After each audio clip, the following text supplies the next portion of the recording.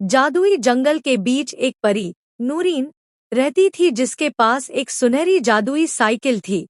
इस साइकिल के पहिए जैसे ही घूमते तो उनसे 7 रंगों की रोशनी फूटती और जमीन पर इंद्रधनुष जैसी चमकती राहें बनने लगतीं।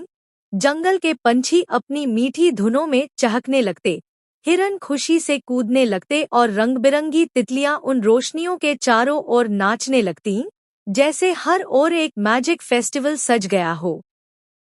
नूरीन जब भी साइकिल पर निकलती तो पूरे जंगल में रोशनी और खुशबू फैल जाती, पेड़ झूमते और नदी का पानी स्पार्कलिंग रोशनी में जगमगाने लगता। एक दिन गांव के बच्चे रोने लगे क्योंकि आसमान से इंद्रधनुष गायब हो गया था, बादल काले हो गए, फूल मुरझा गए और गांव में सैडनेस छा गई। यह देखकर नूरीन ने तय किया कि वह इंद्रधनुष को ढूंढकर वापस लाएगी। वह अपनी सुनहरी साइकिल पर बैठी और सफर शुरू किया। कभी घने जंगल से गुजरी, कभी नदी के किनारे चली और कभी ऊंची ढलानों पर साइकिल को धकेलती। कई घंटों बाद वह पहाड़ की चोटी पर पहुंची जहां एक बुरा दैत्य काला थैला पकड़े बैठा था। उस थैले में 7 रंग कैद थे और हल्की सी ग्लो बाहर आने की कोशिश कर रही थी।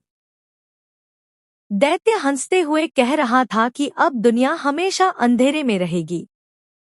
नूरीन ने अपनी हिम्मत को और बढ़ाया, साइकिल पूरी ताकत से चलाई और एक ही पल में करीब पहुंचकर घंटी बजाई।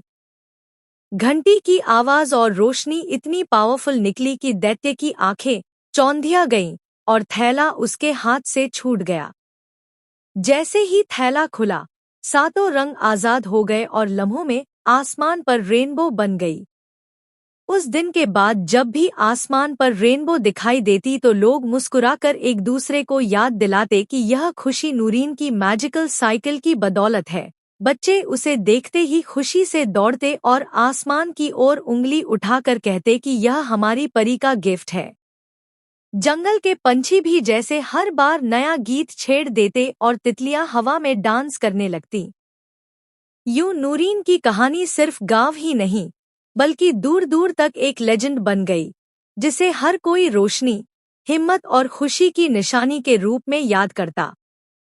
जब नूरीन वापस अपनी साइकिल पर बैठकर जाने लगती तो सब बच्चे हाथ हिलाकर हंसते हुए कहते, बाय परी, हमें भी झूला दो अपनी साइकिल पर, और वह हंसती मुस्कुराती आगे बढ़ जाती।